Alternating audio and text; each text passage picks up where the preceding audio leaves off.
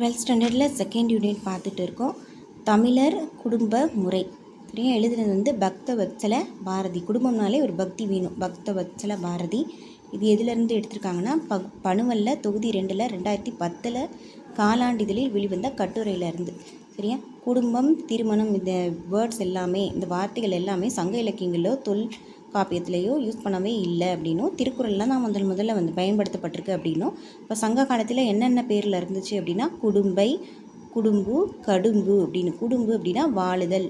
சரியா? விகுதி சேர்த்து குடும்பம் அப்படின்னு வந்து அடுத்து மாறி இருக்கு. இரவுக்குரியே இல்லகத்துள்ளும் மனையூர் கிளவி கேட்கும் வழி எதுவே மனையகம் புகா காலை கண. ஸோ கிளவின்னு வந்துட்டாலே தொல்காப்பியம். இரவுக்குரியே இல்லகத்துள்ளும் வந்தால் தொல்காப்பியம். இல் மனை இரு வாழ்விடங்களை குறிக்கிறது. ஸோ இல் ஒன்று மனை ஒன்று, 2 வாழ்விடத்தை குறிக்குது அப்படின்றாங்க. சங்க இலக்கியம் வந்து இல் மனை குரம்பை புலம்பில் முன்றில் நகர் மாடம் இது எல்லாமே வாழ்விடம் தான். இல் மனை குரம்பை புலம்பில் முன்றில் நகர் மாடம் எல்லாம் வாழ்விடம். மருதத்திணை பாடலில் வந்து தம்மனை நும்மனை அகம் மனைவி இல்லம் கணவன் இல்லம் பிரித்து பேசுகிறாங்க. இந்த மருதத்திணை வயல்வெளினாலே ஒரே சண்டை தான். ஸோ தம்மனை நும்மனைன்னு பிரித்து வேற பேசுகிறாங்கன்றாங்க. அடுத்து தற்காலிக தங்குமிடம் புக்கில், அதாவது தற்காலிகமாக ஒரு இடத்துல தங்கும்னா என்ன பண்ணுவோம், ரூம் புக் பண்ணிடுவோம். ஸோ அந்த மாதிரி தற்கால தங்குமிடம்னாலே புக்கில். தனி குடித்தனம்னா தன்மனை.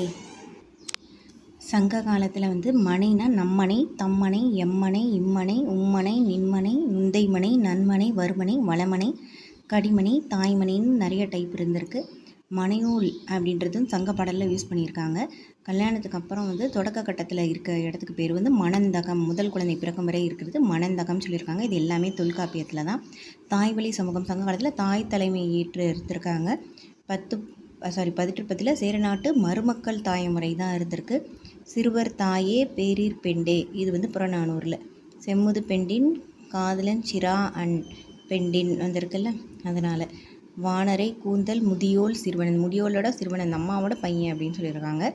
என் மகள் ஒருத்தியும் பிறல் மகன் ஒருவனும். ஸோ வந்து எல்லாமே வந்து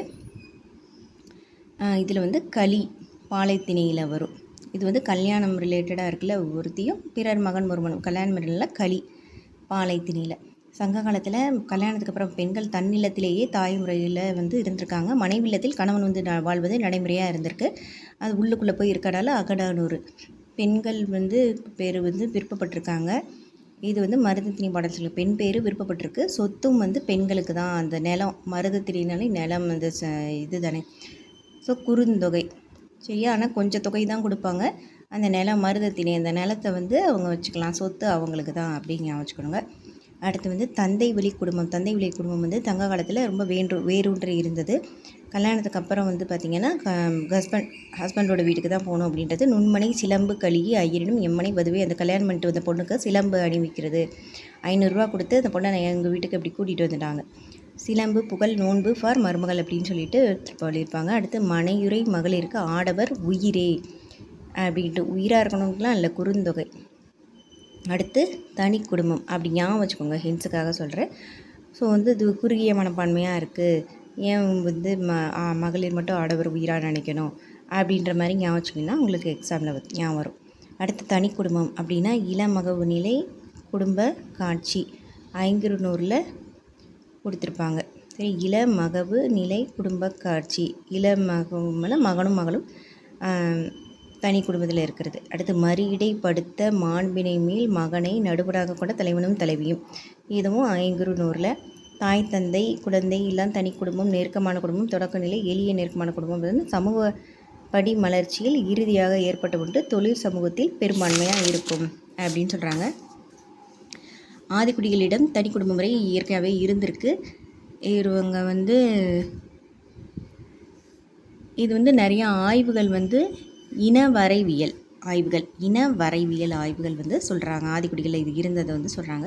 பிரிந்த குடும்பம் அப்படின்னா சங்க காலத்தில் தனி குடும்பம் ஒருவரின் தந்தையும் நேர்வழி விரிந்த குடும்பம் அப்படின்றாங்க. இது சொல்கிறது யாருன்னா ஒவ்வொரு மாதத்துலையும் புறநானூரில். முதல் நிலை உறவு இனம் காண நற்றாய் இருந்திருக்காங்க. செவிலித்தாய், அப்புறம் அவங்க பொண்ணு வந்து தோழி அப்படின்னு இருந்திருக்காங்க. சமூகத்தாய்னா ஒவ்வொரு ஆயத்தும் பொறுப்பு. கடைசி லைஃபோட, அதாவது வாழ்க்கையின் இறுதியில் வந்து மக்களுடன் சுற்றத்தோடு இருக்கணும் அப்படின்னு சொல்லிட்டு சொல்கிறாங்க. இது வந்து தொல்காப்பியம் விரிந்த குடும்பக்கு எக்ஸாம்பிள். சங்கச் சமூகம் குடும்பத்தோட அடிப்படை அழகு. தந்தை வழி சமூகம் தமிழ் பரம்பரை அப்படின்றாங்க. இதுதான் ரொம்ப முக்கியம். இது ஓல்டு கொஸ்டினில் கேட்டிருக்காங்க. இது வந்து நாம்.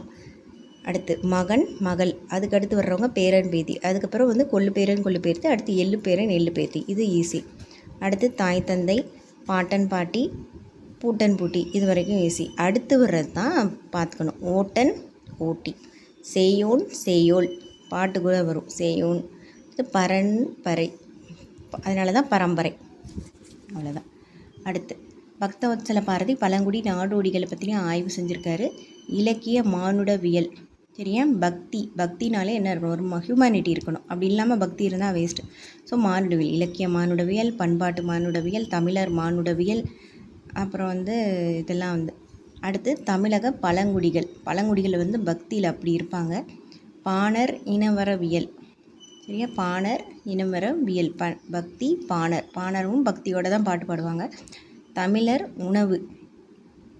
உணவு வந்து பக்தி கோயிலெல்லாம் வந்து தமிழ் உணவே வந்து கோயிலில் தான் பெஸ்ட்டாக இருக்கும். ஸோ அதை ஞாபகம் வச்சுக்கணும். பக்தவத்சல பாரதினா பழங்குடி நாடோடிகள் ஆய்வு. அது போக பக்தினாலே ஹியூமனிட்டி இருக்கணும். 3 வந்துருச்சு. அதுக்கப்புறம் வந்து பக்தி வேறு யாருக்கு இருக்கும்? பழங்குடிகளுக்கு இருக்கும், பாணருக்கு இருக்கும்.